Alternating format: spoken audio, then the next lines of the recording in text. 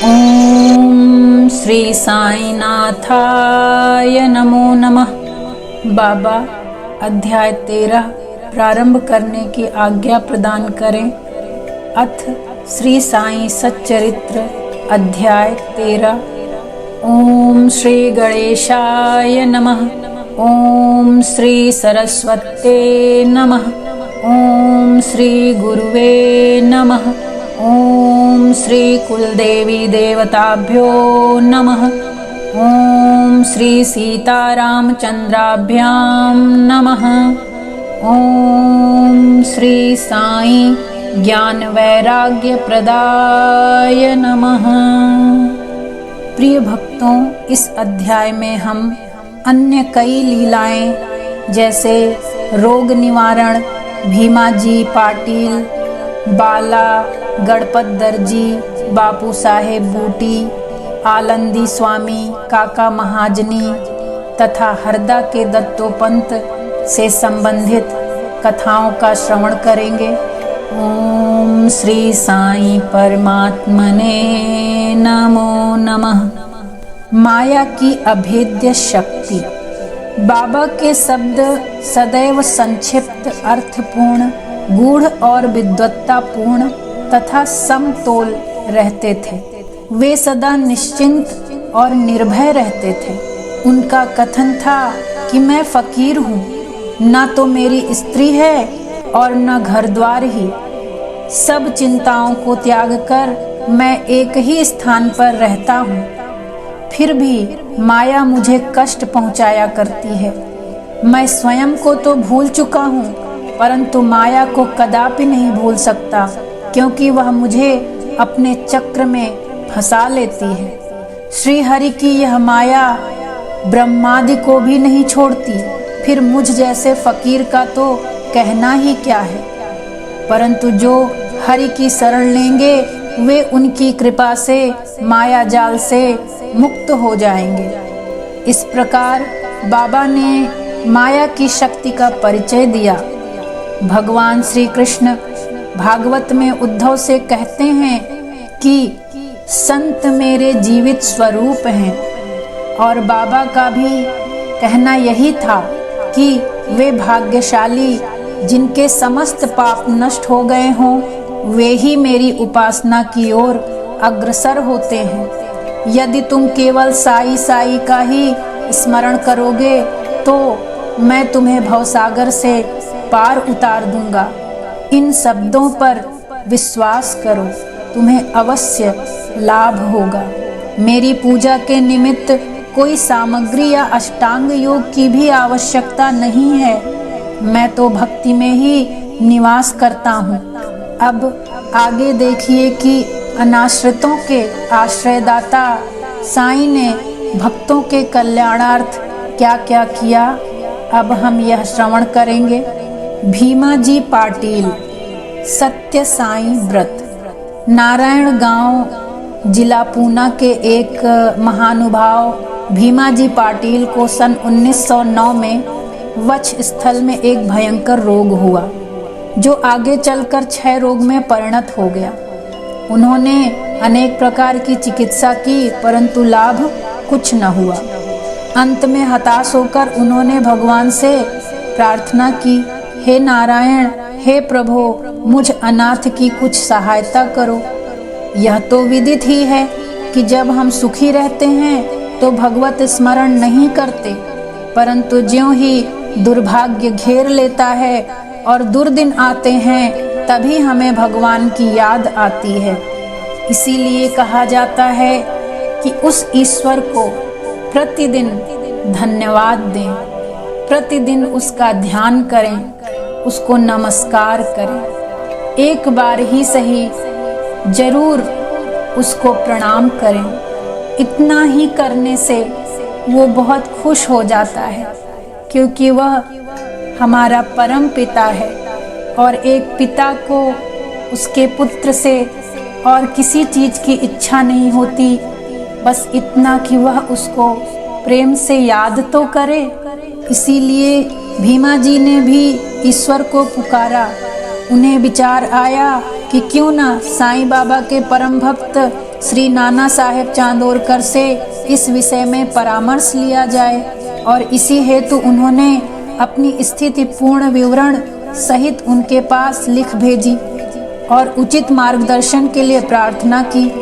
प्रत्युत्तर में श्री नाना साहेब ने लिख दिया कि अब तो केवल एक ही उपाय शेष है और वह है साईं बाबा के चरण कमलों की शरणागति। नाना साहेब के वचनों पर विश्वास कर उन्होंने शिरडी प्रस्थान की तैयारी की। उन्हें शिरडी में लाया गया और मस्जिद में ले जाकर लिटाया गया। श्री नाना साहेब और सामा भी इस समय वहीं उपस्थित थे। बाबा बोले कि यह पूर्व जन्म के बुरे कर्मों का ही फल है, इस कारण मैं इस झंझट में नहीं पड़ना चाहता। दुख में सुमिरन सब करें, सुख में करे न कोय, जो सुख में सुमिरन करे, दुख काहे को होय। अर्थात अपने ईश्वर को जरूर याद करें, प्रतिदिन उसका धन्यवाद करें।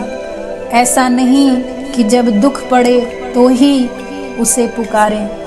सुख दुख हर स्थिति हर परिस्थिति में उसको पुकारें, याद करें, उसके साथ को अनुभव करें। निश्चय ही आप अपने जीवन को बहुत ही सफलतापूर्वक और बहुत ही आनंद से जी सकेंगे। यह सुनकर रोगी अत्यंत निराश होकर करुणापूर्ण स्वर में बोला कि मैं बिल्कुल निस्सहाय हूँ और अंतिम आशा लेकर आपके श्री चरणों में आया हूँ। आपसे दया की भीख मांगता हूँ। हे दीनों के शरण, मुझ पर दया करो। इस प्रार्थना से बाबा का हृदय द्रवित हो गया और वे बोले कि अच्छा ठहरो, चिंता न करो, तुम्हारे दुखों का अंत शीघ्र ही हो जाएगा। कोई कितना भी दुखित और पीड़ित क्यों न हो, जैसे ही वह मस्जिद की सीढ़ियों पर पैर रखता है वह सुखी हो जाता है। मस्जिद का फकीर बहुत दयालु है और वह तुम्हारा रोग भी निर्मूल कर देगा। वह तो सब लोगों पर प्रेम और दया रखकर रक्षा करता है। रोगी को हर 5वें मिनट पर खून की उल्टियां हुआ करती थी, परंतु बाबा के समक्ष उसे कोई उल्टी न हुई। जिस समय से बाबा ने अपने श्रीमुख से आशा और दयापूर्ण शब्दों में उक्त उद्गार प्रकट किए, उसी समय से रोग ने भी पलटा खाया। बाबा ने रोगी को भीमाबाई के घर में ठहरने को कहा। यह स्थान इस प्रकार के रोगी को सुविधाजनक और स्वास्थ्यप्रद तो न था, फिर भी बाबा की आज्ञा कौन टाल सकता था। वहां पर रहते हुए बाबा ने 2 स्वप्न देकर उसका रोग हरण कर लिया। पहले स्वप्न में रोगी ने देखा कि वह एक विद्यार्थी है और शिक्षक के सामने कविता मुखाग्र न सुना सकने के दंड स्वरूप बेतों की मार से असहनीय कष्ट भोग रहा है। दूसरे स्वप्न में उसने देखा कि कोई हृदय पर नीचे से ऊपर और ऊपर से नीचे की ओर पत्थर घुमा रहा है, जिससे उसे असह्य पीड़ा हो रही है। स्वप्न में इस प्रकार कष्ट पाकर वह स्वस्थ हो गया और घर लौट आया। वह कभी कभी शिरडी आता और साईं बाबा की दया का स्मरण कर साष्टांग प्रणाम करता था। बाबा अपने भक्तों से किसी वस्तु की आशा न रखते थे। वे तो केवल स्मरण, दृढ़ निष्ठा और भक्ति के भूखे थे। महाराष्ट्र के लोग प्रतिपक्ष या प्रतिमास सदैव सत्यनारायण का व्रत किया करते हैं, परंतु अपने गांव पहुंचने पर भीमाजी पाटिल ने सत्यनारायण व्रत के स्थान पर एक नया ही सत्य साईं व्रत प्रारंभ कर दिया। ओम नमो नारायण। ओम श्री साईं लक्ष्मी नारायण नमो नमः। अब बाला गणपत दर्जी से संबंधित कथा सुनते हैं। एक दूसरे भक्त जिनका नाम बाला गणपत दर्जी था, एक समय जीर्ण ज्वर से पीड़ित हुए। उन्होंने सब प्रकार की दवाइयां और काढ़े लिए, परंतु इनसे कोई लाभ न हुआ। जब ज्वर तिल मात्र भी न घटा तो वे शिरडी दौड़े आए और बाबा के श्री चरणों की शरण ली। बाबा ने उन्हें विचित्र आदेश दिया कि लक्ष्मी मंदिर के पास जाकर एक काले कुत्ते को थोड़ा सा दही और चावल खिलाओ। वे यह समझ न सके कि इस आदेश का पालन कैसे करें। घर पहुंचकर चावल और दही लेकर वे लक्ष्मी मंदिर पहुंचे, जहां उन्हें एक काला कुत्ता पूंछ हिलाते हुए मिला। उन्होंने वह चावल और दही उस कुत्ते के सामने रख दिया, जिसे वह तुरंत ही खा गया। इस चरित्र की विशेषता का वर्णन कैसे करूं कि उपयुक्त क्रिया करने मात्र से ही बाला दर्जी का ज्वर हमेशा के लिए समाप्त हो गया। बापू साहेब बूटी। श्रीमान बापू साहेब बूटी एक बार अम्ल पित्त के रोग से पीड़ित हुए। उनकी अलमारी में अनेक औषधियां थी, परंतु कोई भी गुणकारी न हो रही थी। बापू साहेब अम्ल पित्त के कारण अति दुर्बल हो गए और उनकी स्थिति इतनी गंभीर हो गई कि वे अब मस्जिद में जाकर बाबा के दर्शन करने में भी असमर्थ थे। बाबा ने उन्हें बुलाकर अपने सम्मुख बिठाया और बोले, सावधान, अब तुम्हें दस्त न लगेंगे। अपनी उंगली उठाकर फिर कहने लगे, उल्टियां भी अवश्य रुक जाएंगी। बाबा ने ऐसी कृपा की कि रोग समूल नष्ट हो गया और बूटी साहेब पूर्ण स्वस्थ हो गए। एक अन्य अवसर पर भी वे हैजा से पीड़ित हो गए। फलस्वरूप उनकी प्यास अधिक तीव्र हो गई। डॉक्टर पिल्ले ने हर तरह के उपचार किए, परंतु स्थिति न सुधरी। अंत में वे फिर बाबा के पास पहुँचे और उनसे त्रिषा रोग निवारण की औषधि के लिए प्रार्थना की। उनकी प्रार्थना सुनकर बाबा ने उन्हें मीठे दूध में उबाला हुआ बादाम, अखरोट और पिस्ते का काढ़ा पियो, यह औषधि बतला दी। दूसरा डॉक्टर या हकीम बाबा की बतलाई हुई इस औषधि को प्राण घातक ही समझता, परंतु बाबा की आज्ञा का पालन करने से यह रोग नाशक सिद्ध हुई और आश्चर्य की बात है कि रोग समूल नष्ट हो गया। आलंदी के स्वामी। आलंदी के एक स्वामी बाबा के दर्शनार्थ शिरडी पधारे। उनके कान में असह्य पीड़ा थी, जिसके कारण उन्हें एक पल भी विश्राम करना दुष्कर था। उनकी शल्य चिकित्सा भी हो चुकी थी, फिर भी स्थिति में कोई विशेष परिवर्तन नहीं हुआ था। दर्द भी अधिक होता था। वे किंग कर्तव्य विमूढ़ होकर वापस लौटने के लिए बाबा से अनुमति मांगने आए। यह देखकर श्यामा ने बाबा से प्रार्थना की, स्वामी के कान में अधिक पीड़ा है, आप इन पर कृपा करो। बाबा आश्वासन देकर बोले, अल्लाह अच्छा करेगा। स्वामी जी वापस पूना लौट गए और एक सप्ताह के बाद उन्होंने शिरडी को पत्र भेजा कि पीड़ा शांत हो गई है, परंतु सूजन अभी पूर्ववत ही है। सूजन दूर हो जाए इसके लिए वे शल्य चिकित्सा कराने बंबई गए। शल्य चिकित्सा विशेषज्ञ ने जांच करने के बाद कहा कि शल्य चिकित्सा की कोई आवश्यकता नहीं है। बाबा के शब्दों का गूढ़ अर्थ हम जैसे मूर्ख क्या समझें। काका महाजनी। काका महाजनी नाम के एक अन्य भक्त को अतिसार की बीमारी हो गई। बाबा का सेवा क्रम कहीं टूट न जाए, इस कारण वे एक लोटा पानी भरकर मस्जिद के कोने में रख देते थे, ताकि शंका होने पर शीघ्र ही बाहर जा सके। श्री साईं बाबा को तो सब विदित ही था, फिर भी काका ने बाबा को सूचना इसलिए नहीं दी कि वे रोग से शीघ्र ही मुक्ति पा जाएंगे। मस्जिद में फर्श बनने की स्वीकृति बाबा से प्राप्त हो चुकी थी, परंतु जब कार्य प्रारंभ हुआ तो बाबा क्रोधित हो गए और उत्तेजित होकर चिल्लाने लगे, जिससे भगदड़ मच गई।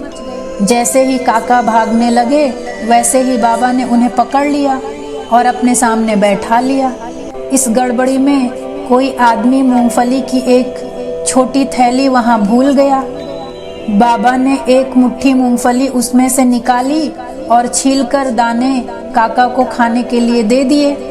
क्रोधित होना, मूंगफली छीलना और उन्हें काका को खिलाना, यह सब कार्य एक साथ ही चलने लगा। स्वयं बाबा ने भी उसमें से कुछ मूंगफली खाई। जब थैली खाली हो गई तो बाबा ने कहा कि मुझे प्यास लगी है, जाकर थोड़ा जल ले आओ। काका एक घड़ा पानी भर लाए और दोनों ने उसमें से पानी पिया। फिर बाबा बोले कि अब तुम्हारा अतिसार रोग दूर हो गया, तुम अपने फर्ज के कार्य की देखभाल कर सकते हो। थोड़े ही समय में भागे हुए लोग भी लौट आए। कार्य पुनः प्रारंभ हो गया। काका का रोग अब प्रायः दूर हो चुका था, इस कारण वे कार्य में संलग्न हो गए। क्या मूंगफली अतिसार रोग की औषधि है? इसका उत्तर कौन दे सकता है? वर्तमान चिकित्सा प्रणाली के अनुसार तो मूंगफली से अतिसार में वृद्धि ही होती है, न कि मुक्ति। इस विषय में सदैव की भांति बाबा के श्री वचन ही औषधि स्वरूप थे। हरदा के दत्तोपंत। हरदा के एक सज्जन जिनका नाम श्री दत्तोपंत था, 14 वर्ष से उदर रोग से पीड़ित थे। किसी भी औषधि से उन्हें लाभ न हुआ। अचानक कहीं से बाबा की कीर्ति उनके कानों में पड़ी कि उनकी दृष्टि मात्र से ही रोगी स्वस्थ हो जाते हैं। अतः वे भी भागकर शिरडी आए और बाबा के चरणों की शरण ली। बाबा ने प्रेम दृष्टि से उनकी ओर देखकर आशीर्वाद देकर अपना वरद हस्त उनके मस्तक पर रखा। आशीष और उदी प्राप्त कर वे स्वस्थ हो गए तथा भविष्य में उन्हें फिर कोई पीड़ा न हुई। इसी तरह के निम्नलिखित 3 चमत्कार इस अध्याय के अंत में श्रवण करिए। प्रथम, माधवराव देशपांडे बवासीर रोग से पीड़ित थे। बाबा की आज्ञानुसार सोनामुखी का काढ़ा सेवन करने से वे निरोग हो गए। 2 वर्ष पश्चात उन्हें पुनः वही पीड़ा उत्पन्न हुई। बाबा से बिना परामर्श लिए वे उसी काढ़े का सेवन करने लगे। परिणाम यह हुआ कि रोग अधिक बढ़ गया, परंतु बाद में बाबा की कृपा से शीघ्र ही ठीक हो गया। इसलिए यदि बाबा के द्वारा वह शब्द कहा गया है तो ही वो औषधि या अमृत स्वरूप है। दूसरा चमत्कार, काका महाजनी के बड़े भाई गंगाधर पंत को कुछ वर्षों से सदैव उदर में पीड़ा बनी रहती थी।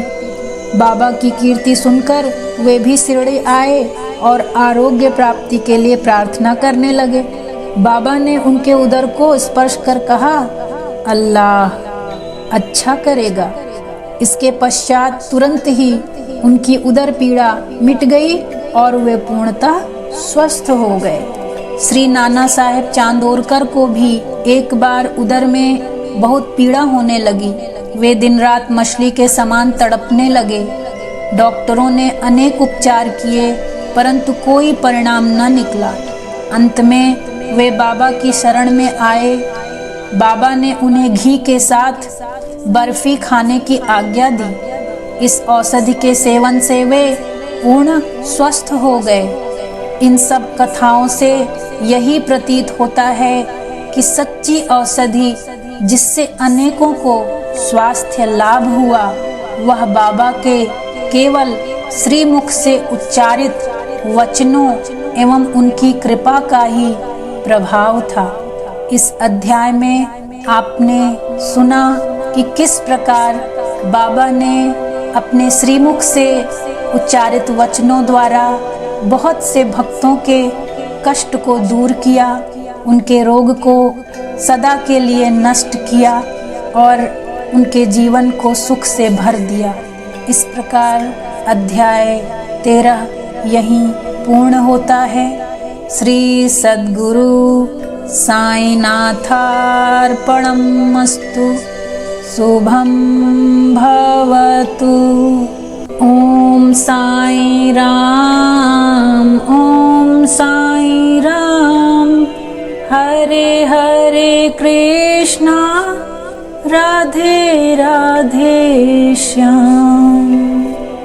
बाबा कोटि कोटि प्रणाम बाबा, भूल चूक गलती के लिए क्षमा करें बाबा। ओम श्री साईं नाथाय नमो नमः।